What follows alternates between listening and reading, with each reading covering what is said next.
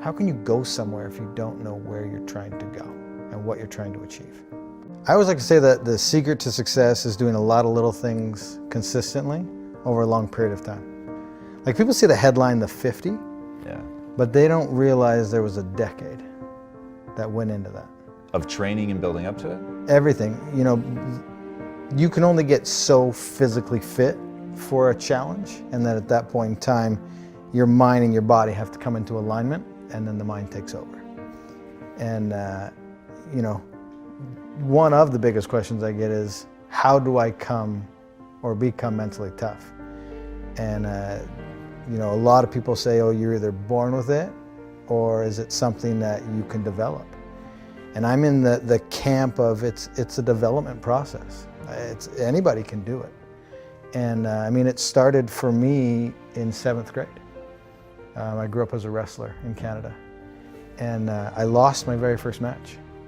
In fact, I lost almost every match after that, the entire season. Why'd you keep going? Yeah, I just, you know, I'm the type of person that I don't love to be defined by those moments. It was like the 5K that I huff, or the 4-mile fun run. I don't like the word fun and run together. But either. Yeah. How many people do you see running around smiling? Yeah. But for me, I don't enjoy those moments to define me, and I wanna overcome that. And so I would wake up and study the sport and show up, and you know, you always hear show up early and stay late. And I really did that, and by the time I hit my senior year, I went undefeated. Wow. And it's not because I had any talent, it's because I was willing to show up. And so for me, that's where it starts. Everybody always says I have bad knees. And I say you have bad knees because you don't run. And because that guy right there in that stadium that couldn't get up and walk after his marathon shouldn't have gone on and did what I did.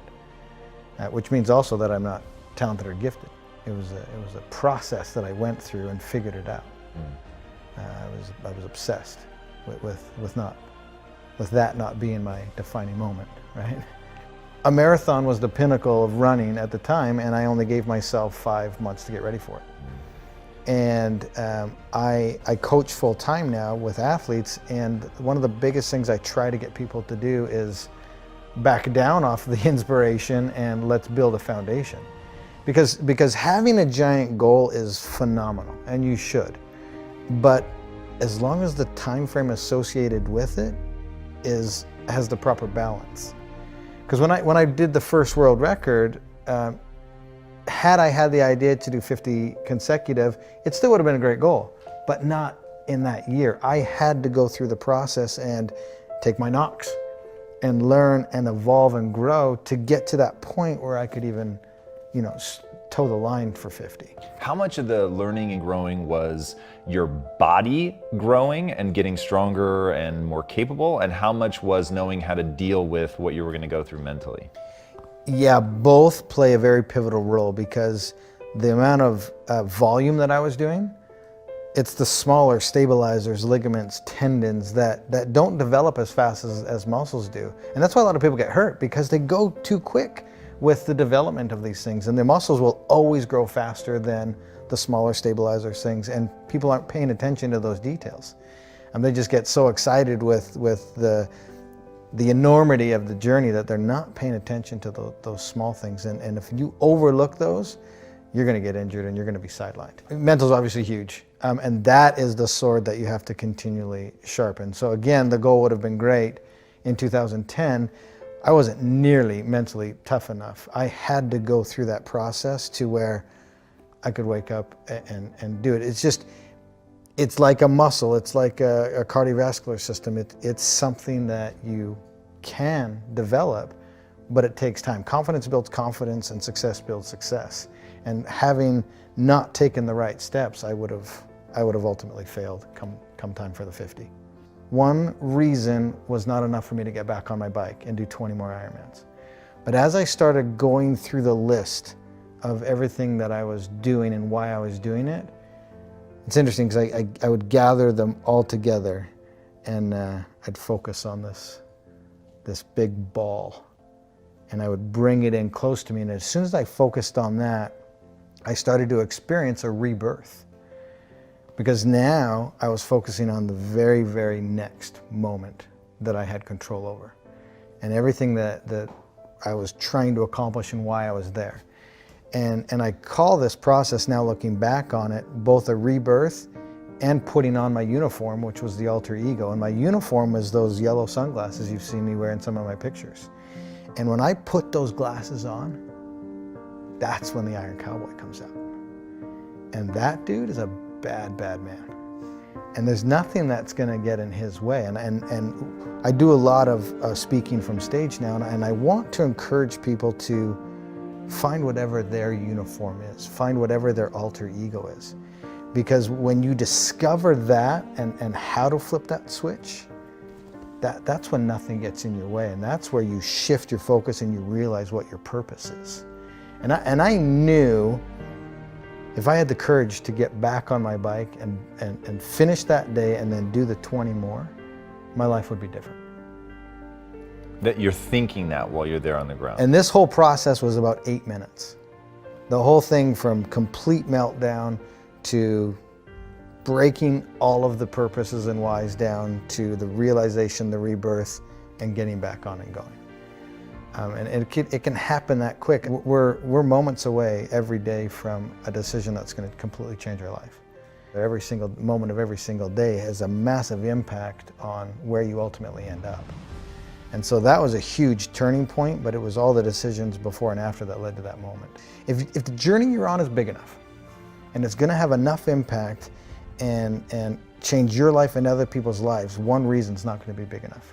And you need to put a lot of thought and a lot of preparation and a lot of meditation into all of the reasons why.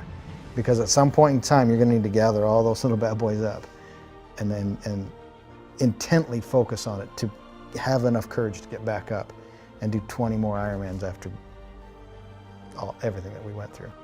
We're surrounded today by people being satisfied with mediocre. And for me, as soon as I realized that I could believe in myself, and I had a supporting crew beside me and around me, that it opened up a lot of the doors. And the moment I used someone else's standard of excellence, that was just enough to get me moving. And then you need to put that person aside or look past that person and create or do you. Create your own lane. And so for me, you know, once I stopped looking at what everybody else was doing and then truly believed in what I could do, that, you know, combining it with all those character traits that I talked about before, that's when human potential is truly can be found and experienced. How did you develop the belief in yourself? I think just over a long period of time. Again, it's that whole mental aspect of sharpening that tool and putting yourself in situations where you can learn and grow. Success builds success and confidence builds confidence. And just over time, as I started to do things, I was becoming successful at them. And I was doing a lot of little things consistently over a long period of time. And that's what allowed me to build the confidence to take on the next. And so it was learned. It was learned by doing and taking massive amounts of action. So you have to immediately act and go after it. The only thing I'm trying to do is to get people to open their minds as to what is possible. We're living in a day and age where we're limiting what we think is possible. We're getting in our own way. And my thing that I want to get people to do, and you've probably heard somebody say it before, but motion creates emotion. The hardest thing to do is start moving, engaging. Once you start to move and engage, you realize two things. One, it's not as scary as you thought it was. And two, you actually start enjoying what you're doing. It was the only thing that was scaring you was the first action. Dude, I'm just like every ordinary dude that's out there. I just have learned to put myself in the game. I've learned to show up every single day. The moment you realize the next step isn't going to kill you, and that next step is the first step to evolving, changing, growing, and learning, and becoming literally the best version of yourself, That's the most beautiful thing. It's not going to kill you. And putting yourself in the game, you're giving yourself an opportunity to achieve something that everybody else said was impossible. What do you say, or as a speaker, what do you say to somebody who they don't know what they want? I've got a friend right now who's massively struggling, and it's the exact question I asked him. I said, what do you want? What's your passion? What are you trying to accomplish? He could not answer the question. And so my next question was, this is what you have to do first. You have to find out what you want and where you want to go. Then we can start formulating the plan. You can't formulate a plan and figure out the steps unless you know where you're trying to go. You'll just spin around in circles and probably move backwards. How can you go somewhere if you don't know where you're trying to go and what you're trying to achieve? And here's what people do, is they get dead set on the journey that they want to take, and they're so rigid with how they're going to get there that they don't see the door over here, and they don't see the bend in the river, and they try to cut because they know they're going right here, and they try to cut through. Well, they didn't know at this bend of the river there was a paradise and a picnic waiting for them that would have opened up a door. Maybe their sweetheart was waiting there for them. Don't be so rigid with how you're going to get there, because that's how you're going to discover what your passions are and who's supposed to be on your journey. And that's how truly you're going to discover what your passions are, by showing up every day, digging, grinding, hustle, whatever you want to call it, and being open to all the opportunities. Yeah, for sure. One thing I've learned is I can't change anybody. They have to be in a space and ready to do it and do it for themselves. And so for me to hold somebody to my standard, I think is somewhat unfair. Now, I hate excuses. I hate entitlement.